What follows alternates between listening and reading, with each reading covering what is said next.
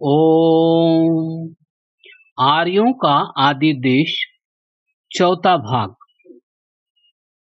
इस प्रकार अंग्रेजों और अंग्रेजी शिक्षा का उद्देश्य भारतीय लोगों में अपने प्राचीन साहित्य, इतिहास, संस्कृति और सभ्यता के प्रति अश्रद्धा और घृणा पैदा करना था। वेदों के संबंध में जो दृष्टिकोण उन्होंने प्रस्तुत किया, उसके द्वारा वे वेदों को गडरियों के गीत या जंगलियों की बड़बड़ाहट सिद्ध करने के साथ साथ आपस में लड़ाने और देश की एकता और अखंडता को आघात पहुंचाने में सफल हुए। उनके योजनाबद्ध प्रयास का यह परिणाम निकला कि धीरे धीरे भारतीय विद्वान भी उनके रंग में रंगे जाने लगे और पाश्चात्य विचारधारा के प्रचार और प्रसार में सहायक सिद्ध होने लगे।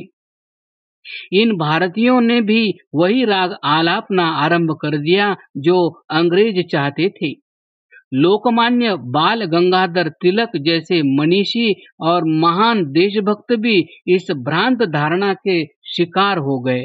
उन्होंने भी आर्यों को विदेशी आक्रांता मानते हुए उन्हें उत्तरी ध्रुव से आया हुआ बताया।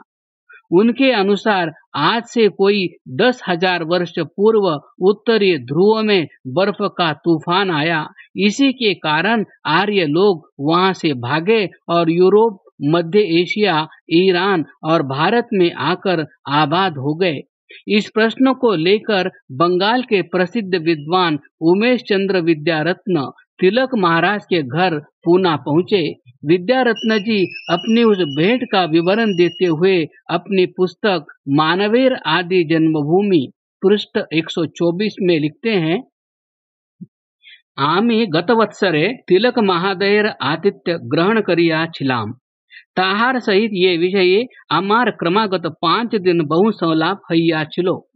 तिने आमा के ताहार द्वितल ग्रहे वसिया सरल हृदय बलिया छेन ये। आमी मूल वेद अध्ययन कारिनाई, आमी साहिब दिनेर अनुवाद पाठ करिया छी। अर्थात तिलक महोदय ने स्पष्ट कर दिया कि हमने मूल वेद नहीं पढ़े, हमने तो साहिबों अर्थात पाश्चात्य विद्वानों का किया अनुवाद पढ़ा है।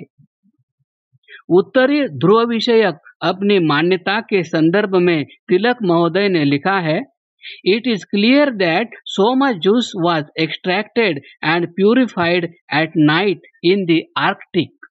अर्थात उत्तरी ध्रुव में सोमरस रात्रि के समय निकाला जाता था।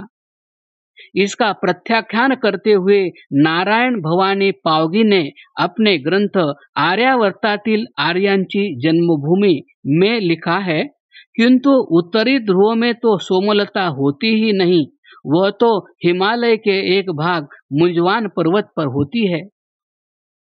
तिलक महोदय कहते हैं कि आर्य लोग उत्तरी ध्रुव से ईरान और ईरान से भारत पहुंचे, परंतु ईरान के स्कूलों में पढ़ाया जाता है कि आर्य भारत से जाकर ईरान में बस गए हैं।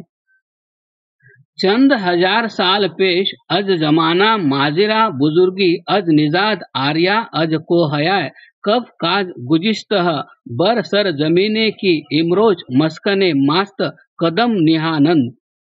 पचू आबो हवाय ई सर जमीरा मुहाफिक तब खुद याफ्तंद दरी जा मस्कने गुजदंद व आरा बनाम खेश ईरान ख्यादंद।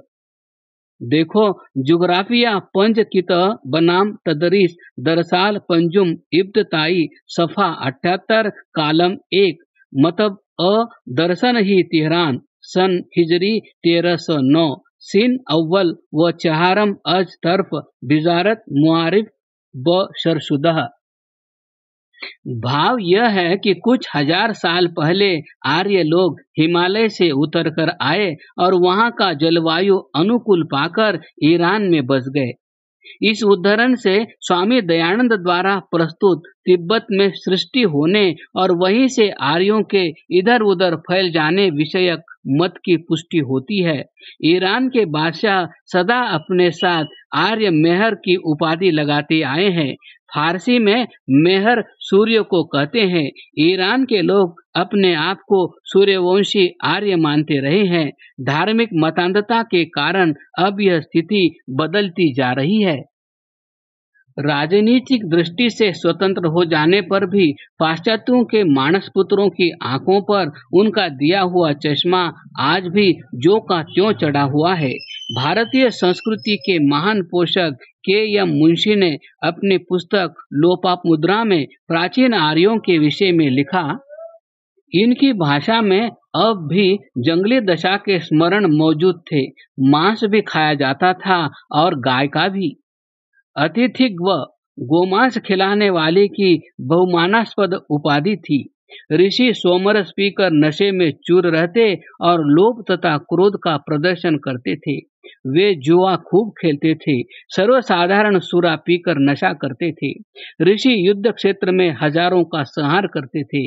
वे रूपवती स्त्रियों को आकर्षित करने के लिए मंत्रों की रचना करते थे। कुमारी से उत्पन्न बच्चे अधम पतित नहीं माने जाते थे। कई ऋषियों ने पिताओं का पता न था। आर्य भेड़िए की तरह लोभी थे। विभत्सता या अश्लीलता का कोई विचार न था। आत्मा का कोई ख्याल नहीं था। ईश्वर की कल्पना नहीं, नाम नहीं, मान्यता नहीं, स्वदेश की कल्पना नहीं थी। दस्यु भारतवर्ष के शिवलिंग पूजक मूल निवासी थे। पुस्तक की भूमिका में श्री मुंशी ने लिखा है कि अपनी पुस्तक में उन्होंने जो कुछ लिखा है वह ऋग्वेद के आधार पर लिखा है। हमने पत्र लिखकर उनसे उन वेद मंत्रों को उद्धृत करने का आग्रह किया जिनके आधार पर उन्होंने अपनी पुस्तक में यह सब लिखा है।